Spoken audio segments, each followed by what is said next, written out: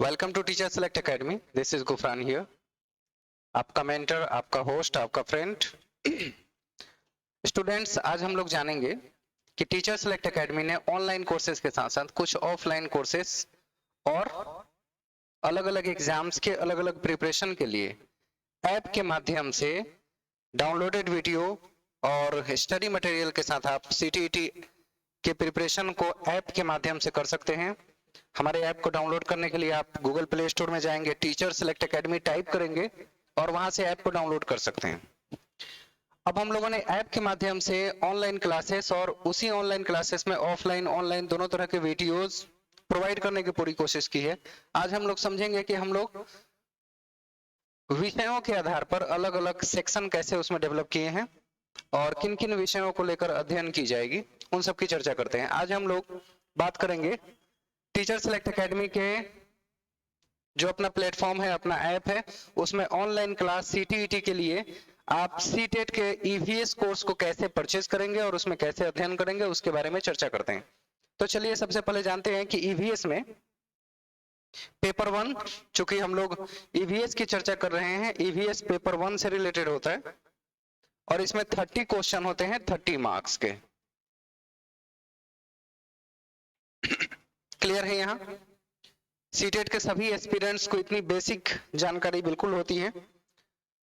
तो 30 question 30 marks की preparation कैसे की जाए कि इसमें 30 आउट ऑफ 30 आप स्कोर कर सके। इंपॉर्टेंट ये नहीं है कि आप 20, 22, 24 क्वेश्चन बना के अपने आप को बहुत ही अच्छा महसूस करते हैं कि मैंने सीटीईटी में ईवीएस के पेपर में बहुत अच्छा परफॉर्म किया। टीचर सेलेक्ट एकेडमी का ये रिकॉर्ड रहा है कि यहाँ जितने भी स्टूडेंट पढ़ते हैं उसमें तकरीबन 25% लोग कई विषयों में 30 आउट ऑफ 30 स्कोर करते हैं।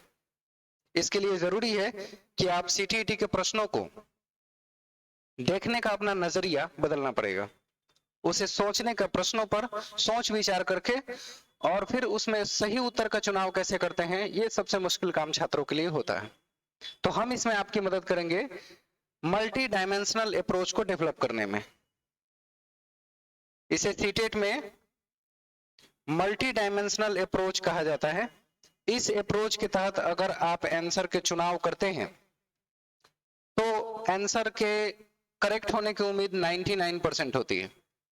स्टूडेंट रट के सीटीईटी के प्रश्नों को हल नहीं कर सकता और आप हमेशा से देख रहे होंगे सिर्फ प्रीवियस क्वेश्चन बना के उसके पैटर्न को समझ के भी आप बहुत अच्छा स्कोर नहीं कर पाते। 20, 22, 21 ऐसे नंबर्स आते हैं।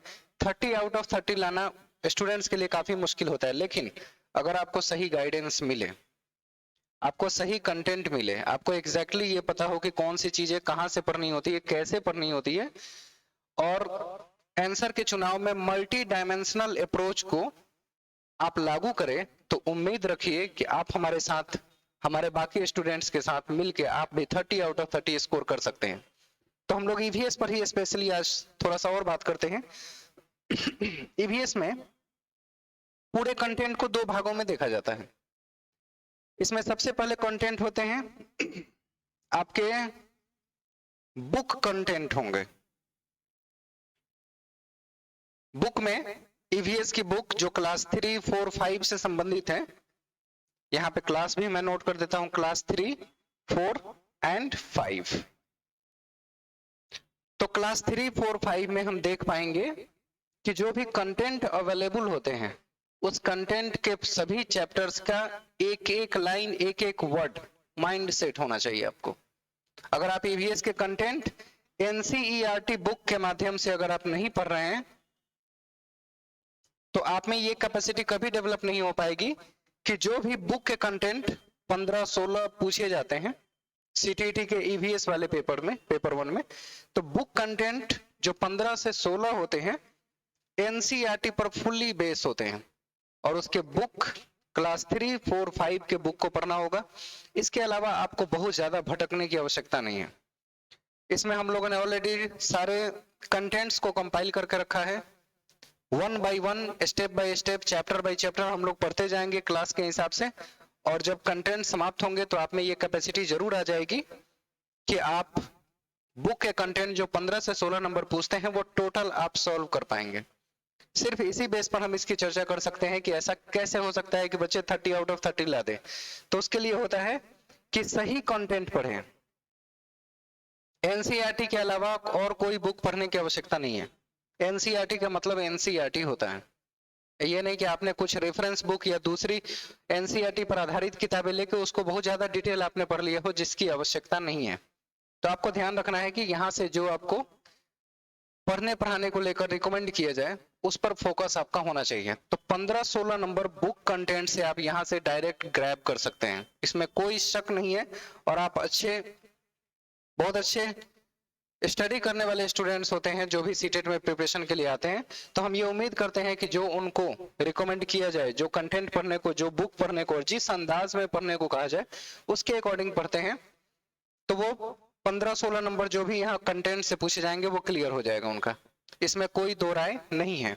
साथ ही साथ जब बुक के कंटेंट समाप्त हो जाएंगे तो प्रीवियस ईयर के प्रश्नों को साथ साथ देखा जाता है।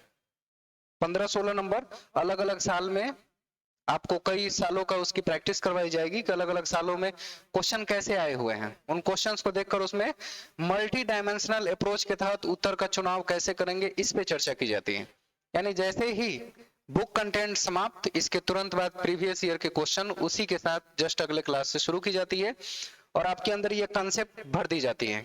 ऐसा क्यों किया जाता है जी? ऐसा करने के पीछे हमारा उद्देश्य क्या है कि आपको कंटेंट पढ़ाने के बाद हम तुरंत प्रीवियस क्वेश्चन दिखाते हैं। PYQ दिखाने के पीछे कारण समझते हैं।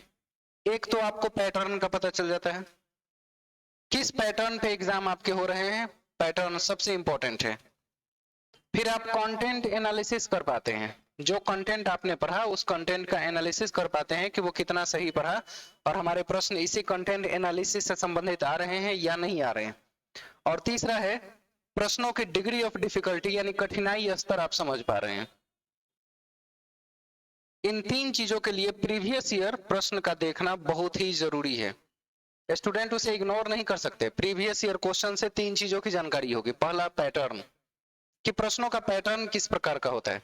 सीटेट का अपना एक फिक्स पैटर्न है, इसमें कोई शक नहीं है, कोई परेशान होने की बात नहीं है कि पैटर्न हमेशा बदलते रहते हैं। सीटेट में ऐसा नहीं होता। कंटेंट एनालिसिस, आप जो पढ़े हैं, जैसे कि मैंने कहा कि बुक कंटेंट 3, 4, 5 का पढ़ेंगे, तो उस कंटेंट का एनालिसिस आप जब प्रश्न करेंगे तो देखेंगे एग्जैक्टली वैसी ही चीजें पूछी जाती है जैसे पढ़ाई जाती है। इसलिए आपको इस बात की पूरी गारंटी दी जाएगी कि आप 30 आउट ऑफ 30 ला सकते हैं, इसमें कोई शक नहीं है। और तीसरा डिग्री ऑफ डिफिकल्टी, यानी कठिनाई स्तर।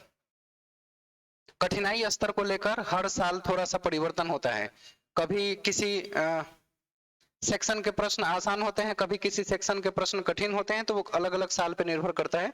तो डिग्री ऑफ डिफिकल्टी हम अलग अलग सालों के PYQ यानी प्रीवियस ईयर क्वेश्चन को देखकर डिफिकल्टी का अंदाजा लगा लेते हैं और एक स्तर को समझ पाते हैं कि डिफिकल्टी लेवल कितना रहेगा। और जब आप इन सब चीजों का अध्ययन ढंग से कर लेते हैं तो आपके पास जो बेहतरीन आउटपुट निकल के आता है वो ये आएगा कि आप EVS में 30 आउट ऑफ 30 स्कोर कर सकते हैं। तो आप भी इस चीज को एक अपने दृढ़ निश्चय के रूप में डेवलप कर लीजिए अपने माइंड में कि आप 30 आउट ऑफ 30 ला सकते हैं, क्योंकि जब तक आप सोचेंगे नहीं तब तक आप उसके लिए मेहनत नहीं कर पाएंगे। तो सोचना शुरू कीजिए कि आप भी 30 आउट ऑफ 30 ला सकते हैं, उसके लिए मेहनत करें, जो रिकमेंड किया जाए उसके हिसाब से उन चीजों को पढ़े समझें और उम्मीद रखें कि आप स्कोर अच्छा कर रहे हैं। तो पहला तो बुक कंटेंट और उसके बारे में जो चीजें थी वो मैंने बताया। अब सेकंड जानते हैं पेडागोगी सेक्शन। भाई पेडागोगी, सभी सेक्शन की अपनी एक जान होती है, जैसे जिसको रूह कहा जा सकता है। तो EVS में भी जो पेडागोगी का सेक्शन होता है बहुत ही मजेदार और इम्पोर्टेंट है, बहुत ही इंटरेस्टिंग माना जाता है पेडागोगी सेक्शन को। और बुक कंटेंट तो आप बच्चों की, जब आप NCERT की किताबों को उठा के देखेंगे बच्चों जैसी सारी चीजें दी हुई है, बिल्कुल इनफॉर्मल तरीके से लिखा गया है, बहुत ही इंटरेस्टिंग लगता है पढ़ने में। हाथी की, चींटी की, मधुमक्खियों की कहानी बच्चों के साथ पढ़ के खूब इंजॉय कीजिए और अपने स्कोर को और मजबूत करने में उससे मदद भी मिलेगी। पेडागोगी की अगर हम बात करें तो EVS की पेडागोगी थोड़ा सा डिफरेंट है बाकी विषयों से। डिफरेंट कहने का क्या अर्थ है कि इसकी अपनी कुछ थीम होती हैं और उस थीम पर आधारित पूरी EVS की किताब लिखी गई है। अगर EVS की थीम को समझने में आप सफल हो जाते हैं, 6 थीम होती है, उसकी चर्चा हम लोग क्लास में करेंगे जब हम पढ़ाएंगे तब। तो पेडागोगी में हम पहले थीम की चर्चा करते हैं और यहां से कंसेप्ट को लेकर चलते हैं कि पेडागोगी EVS में क्यों आवश्यक हो जाती है। आखिर वो 15 नंबर का जो सेक्शन है पेडागोगी का, वो इसके साथ क्यों इंक्लूड किया जाता है, उसके उद्देश्यों को जानेंगे और उसके कंटेंट्स को पढ़ेंगे। ईवीएस मेरी माने तो ईवीएस की पेडागोगी में 15 क्वेश्चन, मुझे लगता है कि आपको 5 से 6 क्लासेस में 15 क्वेश्चन बनाने की कैपेसिटी डेवलप हो जाएगी। यानी कि ईवीएस की पेडागोगी बहुत ही आसान है।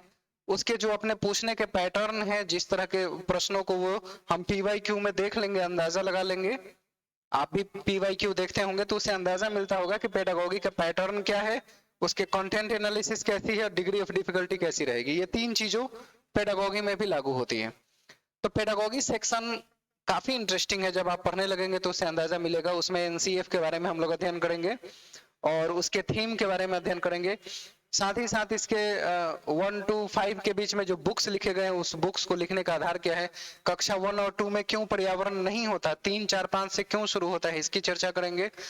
यानी कि उद्देश्यों को पहले ही हम निर्धारित कर लेंगे और उस उद्देश्यों के अनुसार ही अगर हम लोग बुक कंटेंट और पेडागोगी सेक्शन पर विशेष जोर देते हुए अगर कक्षा की करें, यानी आप और हम मिलजुल के पढ़ने पढ़ाने का काम करें, तो इस बात की पूरी गारंटी होगी कि आप 30 आउट ऑफ 30 स्कोर कर सकते हैं। मैं चाहता हूं कि आप ये दृढ़ निश्चय कर ले, संकल्प कर ले कि आप इस पेपर में 30 आउट ऑफ 30 ला सकते हैं, क्योंकि सबसे इजीएस्ट पेपर यही होता है। प्राइमरी में पेपर 1 में ईवीएस सबसे इजी सेक्शन होता है, 30 में 30 लाना बहुत ही आसान काम है। तो आज ही गूगल प्ले स्टोर पे जाए, teacher select academy app download करें और हमारे इस कोर्स को परचेज करें ईवीएस के लिए। हमने हर सेक्शन के अलग अलग कोर्सेस और अलग अलग मिनिमम चार्जेस रखा है, बहुत ही कम चार्जेस, और सभी कोर्सेज पर ऑफर भी दिए हुए हैं। तो अगर आप चाहें तो बिल्कुल ऑफर का फायदा उठाइए, आज ही ज्वाइन कीजिए, कोर्स को परचेज कीजिए, दोस्तों के बीच शेयर कीजिए और टीचर सेलेक्ट एकेडमी से जुड़े रहिए। चूंकि अगर आप सीटीईटी क्वालिफाई करना चाहते हैं, आपके मन में है टीचर बनना, तो टीचर सेलेक्ट एकेडमी के माध्यम से इस सपने को पूरा किया जा सकता है। Thank you so much students, have a good day, bye bye.